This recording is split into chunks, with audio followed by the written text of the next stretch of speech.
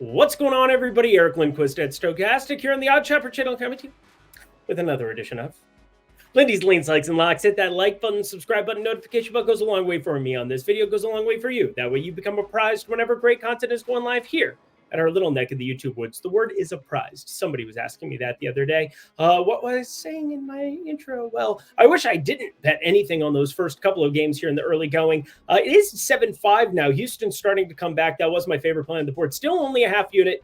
Been staying pretty tried and true. Again, would have been a 7-0 deficit and looking pretty bleak there in the early going. But sometimes these early sweats in baseball, sometimes it's good to be down a lot early. And you got guys like Jordan Alvarez who hit absolute dongs. My guy Nate Joyce ended up firing that one up in the premium Discord. I put a little sprinkle on that one. So shout out to him. You can see his shorts here every single day on the Odd Shopper channel. Hopefully you enjoy those. Pretty darn good little outcome there with your dong, if you will. I'm sorry. We have 15 games on the slate here for Wednesday. Hopefully the evening window, we get Dallas Keuchel completely murdered from the premium Discord. Ended up laddering up the total runs for the Rockies all the way up to the 9.5 number. Whoo, darling. Again, it's progressive. It's progressive. Not like the car insurance. Whatever. Producer Jacob, hi. 15 games, tons of baseball, tons to talk about, tons of weather again. Let's get to the picks. Probably the thing I'm the most upset about is that I knew in the heart of hearts, I took the Miami. At least I made it a lean. Again, I overrode my data. Talked about it yesterday. I should have just bet the Boston Red Sox, and they did exactly what I thought they would do. It's 8-3 heading into the very end of that ball game. Good Lord Almighty. What are we even looking at here? It's definitely skewed towards Boston here, but I got to say, Brian Bayo's the guy who freaks me out constantly. He's been an underachiever since he's been in the big leagues relative to what was expected. Just a 20.1% K rate, has a 7.8% barrel percentage. You're seeing guys like Jesus Sanchez, Brian De La Cruz. Again, Sanchez hits another bomb, 480 expected slugging. He's been the best hitter for this Miami Marlins team. Him and De La Cruz been great. Jake Berger's hitting it hard. Need to more in play, more. I mean, all those guys strike out. I mean, that's kind of the deal. So Brian Bayo maybe looking at a strikeout, probably not, considering I think it opens 4.5. 5.5 is I'll be probably looking at an under. Anywho, on the other side of this one, we got Trevor Rogers. It is not Mr. Rogers' neighborhood. 354 xWOBA. It's somebody else's when batters are doing that against you. 458 expected slugging, 9% barrel percentage, and a lot of lefties. Devers, Duran, Abreu, Valdez, Yoshida. Masataka Yoshida. I love that name so much. It's definitely my favorite. I don't know. Shota Imanaga is a great Japanese name, but also, yeah, we'll get to that game here in a second. Anywho, in this spot, friends, I'm still not going to be betting it, but Boston money line, if you made me do anything, again, I'm glad that I overrode the data yesterday, because sometimes the bet you don't make is more valuable than the bet you do that loses. Welcome back. Gavin Williams making his first start here of the season. And let me tell you, hasn't been pretty down in the old AAA for Gavin. Now, this guy, he's been like an up and down starter for them. Last season, had pretty decent stuff overall. I'm not going to besmirch the good name of Gavin Williams here too much because, well, 380 expected slugging, had a super low barrel percentage in 2023, 3.29 ERA to go with it. But concerning signs, 10.7% walk rate during that time period, 4.21 expected ERA, nearly a full run higher than his ERA. So those are both things that are problematic, but it really comes down to what we're seeing at AAA. It has been brutality for him. We're talking AAA Columbus, 7.88 ERA, 2 whip. Notice how that made my brain explode. And, well, you got Fetty. Had to save that for the people. You knew that was coming. He's not very good either. So we're talking about a ballpark. Well, Fetty's been pretty good this season. 35.9% hard hit, 296 xWOBA.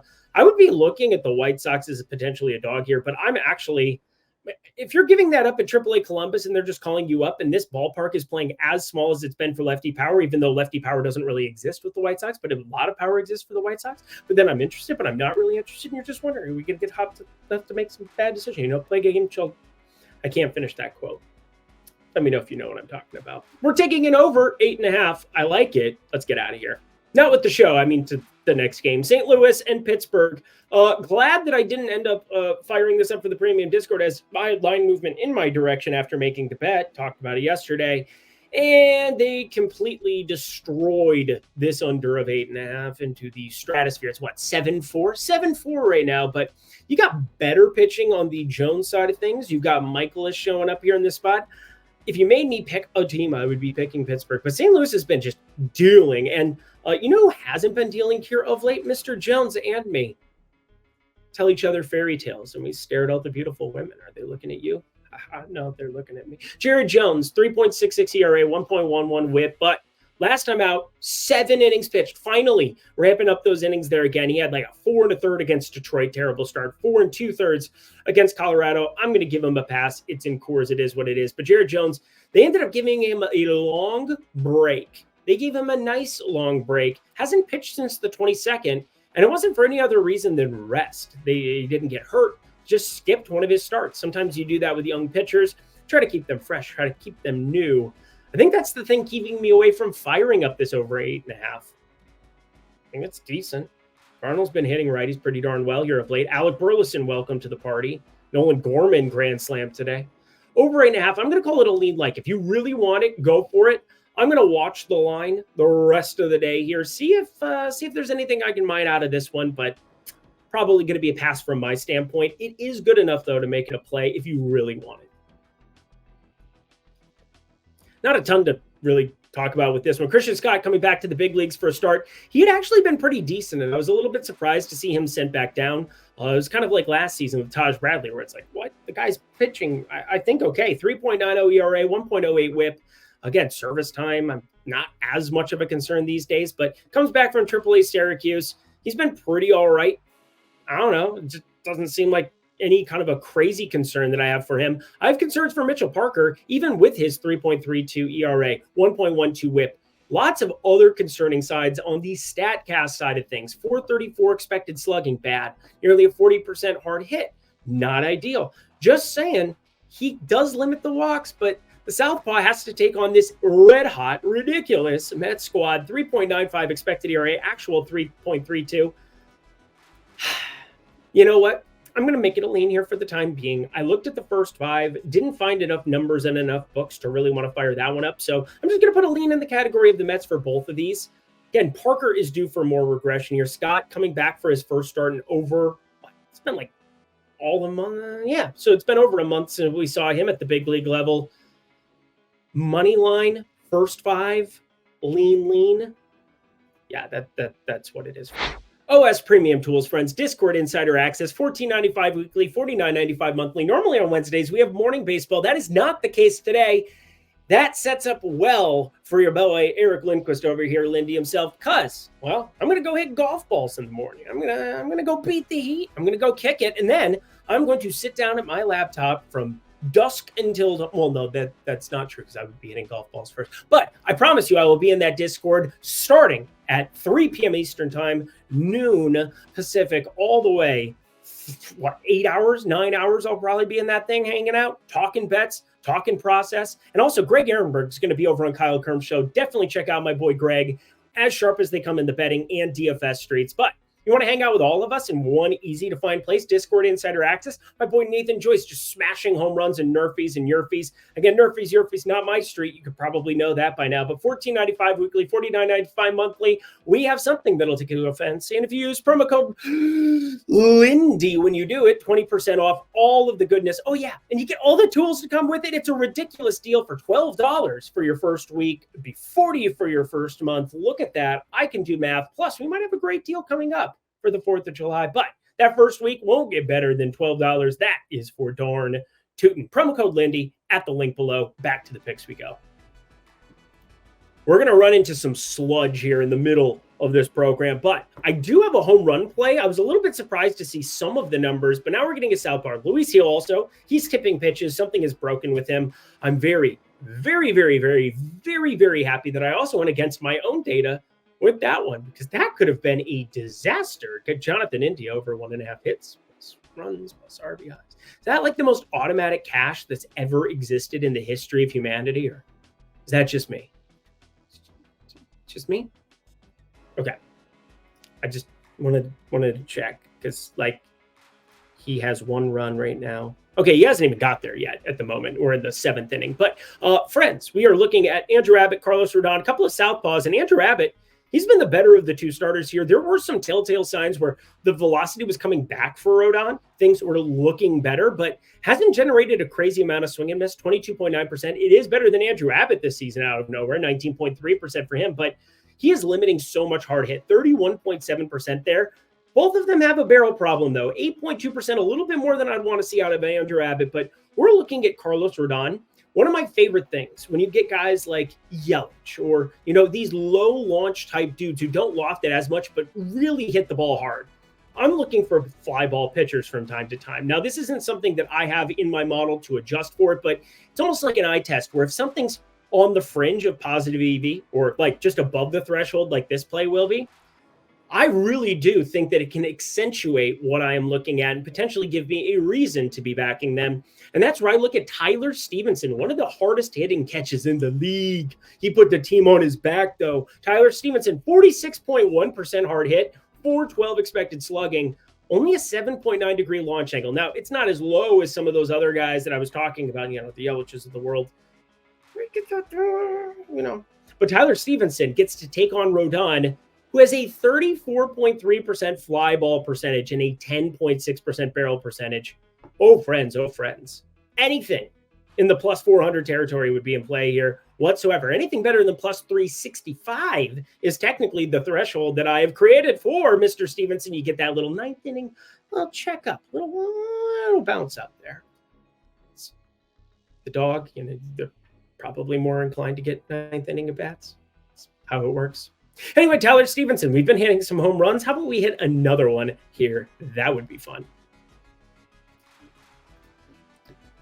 And next on our boarding walk, a game that I had multiple pieces of interest in the last 2 days. And why don't you know it, Houston's trying to come from behind. They're doing their absolute best. They're doing their absolute darndest to get themselves in a position of love here by having a come from behind 7-0 victory. It's 7-5 heading into the 8th at the moment. But Ronel Blanco, I will call him their ace right now, going up against Yusei Kikuchi. Hunter Brown and Ronel Blanco both been electric boogie for the last month and a half, 2 months. Blanco pretty much the whole year. But Yusei Kikuchi, we used to kill him with bets, and now at the beginning of the season, we started backing him when there were some really good signs.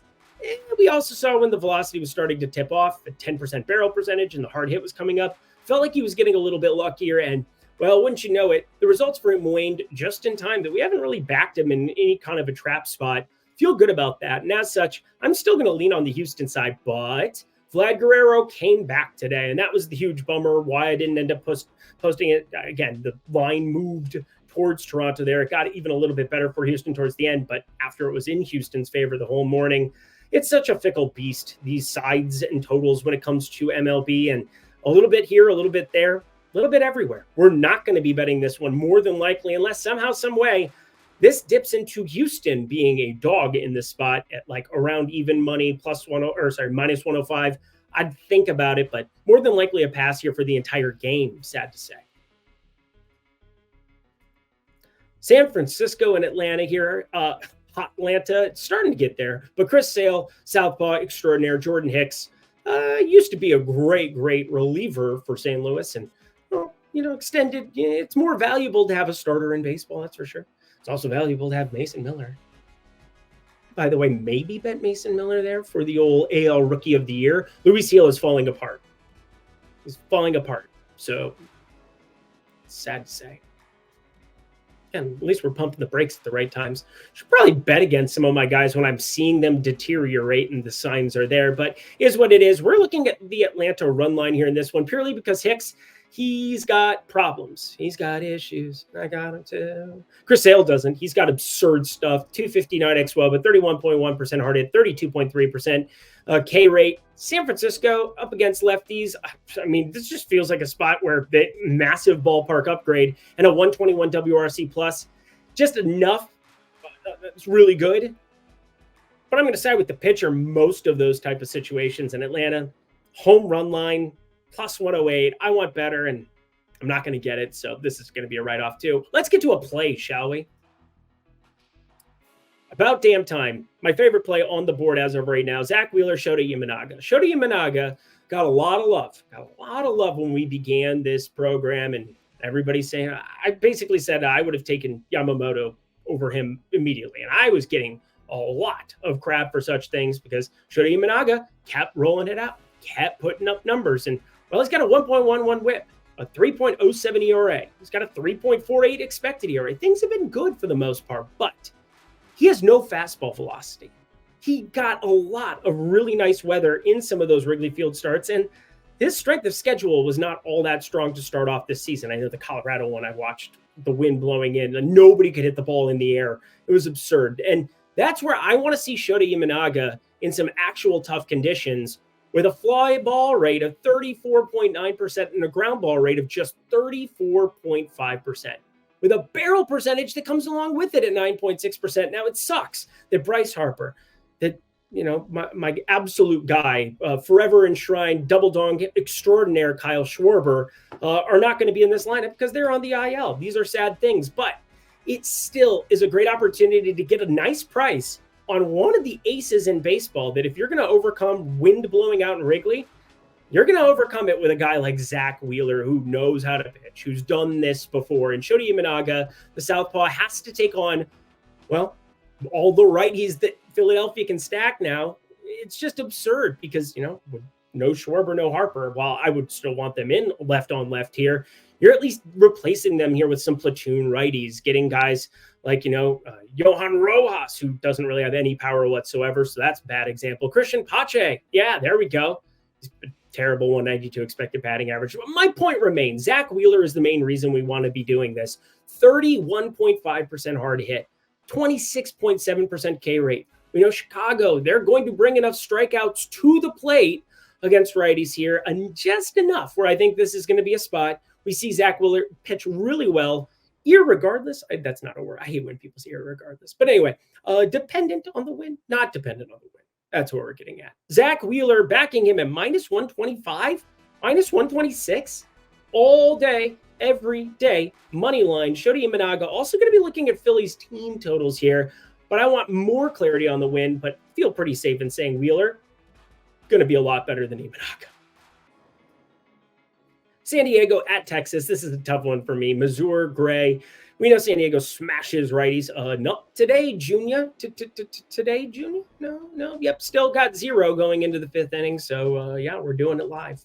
We'll do it live. Texas is putting up runs on Dylan Cease. Why do these random Dylan Cease bad starts happen in really good spots? A team with Texas that had a 90 WRC plus against righty pitch coming into this. Well, this is a much better spot against Mazur, so I'm sure Mazur is just going to mow these dudes down now. I don't really have anything for it. Over 9, it is all over the place where the public consensus is on. Sorry, the market consensus is on this. It's juice minus 105. It's juice minus 115. Still, I don't find any value in this one, although it is technically the best play on it. This is just such an efficient line considering Gray, Mazur. Ooh, let's pass, shall we? Let's do a Chris Farley bit. I got no idea. Montero, newbie. Festa, newbie. Festa, want a Festa? Don't you want a Festa? Don't you want?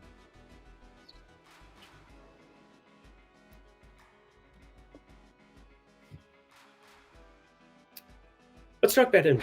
Friends, if you go to the link below, BetMGM, if you haven't signed up at it yet, this is a great opportunity to take a big swing, whether that's $50 for your bankroll, $100 for your bankroll, up to $1,500 that you can take on a first bet over at BetMGM. You deposit down at the link below at BetMGM. You simply play $25, $50, up to $1,500, whatever fits your bankroll. You can take a big swing, and if it misses, you get the money back in bonus bets. If it wins, you keep the money. The money is nice. Now, this is a great opportunity to jump in at a new sportsbook. These pop up from time to time. I think we might have some other stuff coming down the pipeline. Looking forward to it. But BetMGM still around, still in giving you this first bet safety net up to $1,500. Take advantage now. Only if you're 21 and over. If you have a gambling problem, please call 1-800-GAMBLER. Back to the picks we go. 5 games left. Hit that like button, subscribe button, notification bell as we talk Ryan Pepio and Michael Waka Waka. Now, there's weather. Massive weather that was coming in. It's 1-0. They've somehow gotten through 5 innings now, through 4 innings, heading into the 5th in this spot. And This was driving me nuts because there were going to be some things that I was actually interested in this baseball game. Talked about it yesterday. Kansas City money line. It was a lean purely because I wanted to look at the weather. And when I did, so much weirdness because Brady Singer was somebody that I would want to back. I think in this spot specifically, this is a guy in Ryan Pepiot. I think I would want to be backing in some capacity. Now, right now, it's leaning towards the under because I need to see clarification on the weather.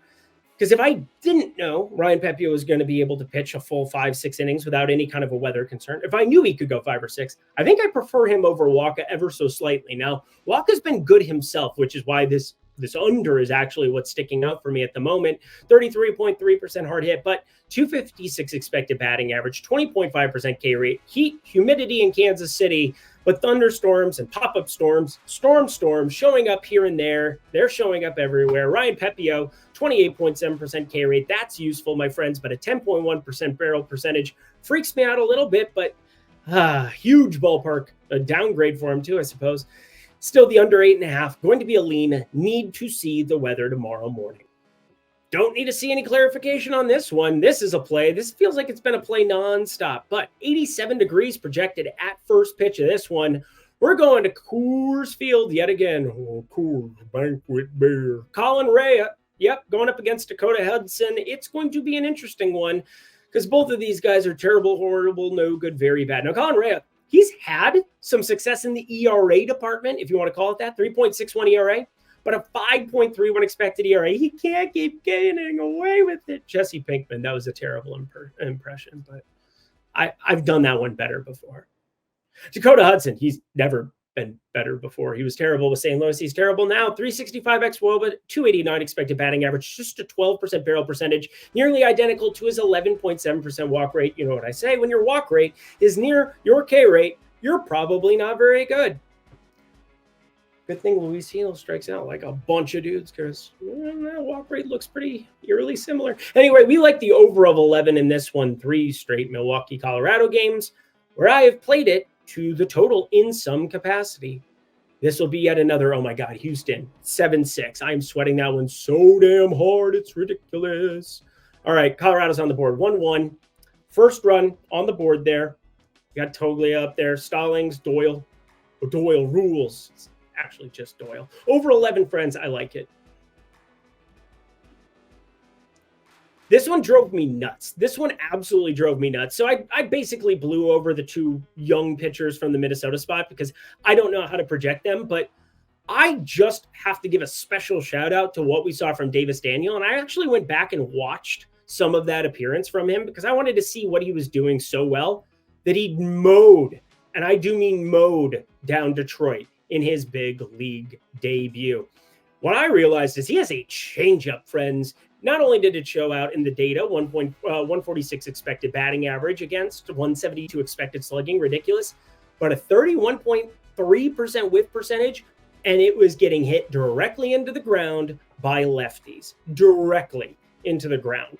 I don't know if that's because of the quality of lefties. Not very good in Detroit outside of Riley Green, but give him a shout out for this. And Joey Estes, more of a quote unquote known quantity, even though he's still progressing in terms of innings, still adding, an ability, if you will. Like you look at a number of his things, his ground ball percentage is just 20.4%, absurdly low. One of the highest fly ball pitchers you will see in all of baseball, but throws all fastballs and gets to pitch in Oakland and gets to take on an Angels lineup that is very terrible against righties. 23.4% K rate, 94 WRC plus, not exactly cutting it.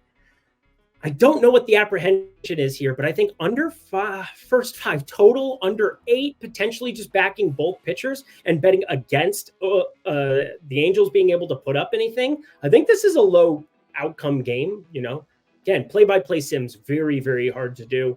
Easier to do in the old football streets and the NBA streets, but it's stochastic on the fantasy side. We've done such a good job with the sims. I'm working on how I can go about doing it more in MLB, but I've got my process. My process had this as a play, and I didn't make it lean like simply because I don't know which one I prefer more. First 5 under, a newer edition. Again, the first 5s have been very profitable on this program. Don't want to just hang that one out to dry. It's one of the prettier records on the board this year. Square play, square hole. Don't. It's a weird way of putting it, Eric. Jordan Montgomery, Gavin Stone. However, within 15 minutes, 20 minutes of recording this program, Jordan Montgomery will not be your starting pitcher anymore. And I know that he was listed as the guy, but he got just sent to the Shadow Realm, now on the IL. I was doing a lot of research here while we were on this program, while we were recording, going back and forth. Hi. Love you, producer Jacob. I have no idea what they're going to do. They could call somebody up. There could be a situation. But the first thing I did was I impulse buyed plus money, plus 125 there at the Dodgers side, because this thing is going to come crashing. In fact, it is at minus 102 now. Of course, this is the whole thing about recording this the night before and talking you through the process is you have to know the rules of your sports book, knowing if that's going to be action or not with different starting pitchers, which this is going to be action for me, but also being aware that, Arizona could go straight up bullpen and my value could just dissipate on the plus 125. So I'm making this a like simply because I don't think there's a lot of good options for Arizona. Not exactly a strong bullpen, which they found out of the middle of nowhere, but with all their main starters, they're utilized a lot more. You got Gallen on the IL. You got a number of these dudes who have been out forever. This is probably the best pitcher that has ever appeared on this program. You think you're so funny, Jacob. But yeah, even just knowing bullpen situation, anything inside of minus 105, I'm probably playing. So if you hear this, you see better than minus 105, and you know your sportsbook rules, yeah, Dodgers on the run line as square as it gets. And something will emerge here. But Dean Kramer, welcome back to the program. He is coming off the IL to start this one. And Logan Gilbert, gotta really love his ballpark. I mean, we've picked on him outside of home over the course of this season, but he's been pretty darn good within the confines of T-Mobile Park. Now, home games this season, 0.79 whip, only 16 earned runs and 53 and a third innings pitched. Ridiculous stuff on the road, 0.97 whip, which is still good, but 18 earned runs. Just saying, this is just a wild thing. Now, he's had a 2.70 ERA compared to 2.75. He's still found ways of being very, very effective. Logan Gilbert, this is not simply me saying that he's awful, but what's going to happen here with Dean Kramer is at least fascinating to me because it is a great ballpark for pitching. And you've got a really good bullpen for Baltimore. How many innings can Dean Kramer eat up? What happens on Tuesday night here in the game that I'm about to watch? I'm not exactly sure, but because of how strong this Baltimore bullpen is, it really matters on a day-to-day basis in my handicapping because you can really mow dudes down coming down to the end of it. I know that. Who am I? Somebody's going to put it in the chat. It's fine. I watch ball. I know ball. Logan Gilbert, though, this is going to be a spot where I still am going to be looking at some type of lefty power here. I think you can look in the home run markets for both these guys, but I'm going to just go to the 2+ total bases. For Gunnar Henderson, Heston Kjerstad, who's been awesome in his call-up and now batting 5th today, didn't put our boy Colton Cowser down there, didn't end up putting, sitting up in the 3 hole, just freaking Ryan O'Hearn, who's smashing baseballs, but no, very much so. Now, we're looking at some lefties up against Gilbert to potentially get us there at big plus money. This is the best baseball team in baseball at hitting right-handed pitching. Might want to get paid for it here and there. And that does it for Wednesday's edition of Lindy's Leans, Likes, and Locks. Head to the comment section below. Let me know your favorite plays here. Houston at 7-6. Can you get it over the threshold for us? Can you do this in the 9th? Be the hero Gotham deserves. Everybody loves Houston, right? No, they don't. Anyway, producer Jacob, thank you so much. Another day in the books. Let's get that money, honey. Going to be a fun day of baseball Wednesday and then the 4th of July Thursday. Looking forward to it. I know you are too. Until next time, friends, I'm Eric Lindquist. Best of luck in the MLB streets on Wednesday.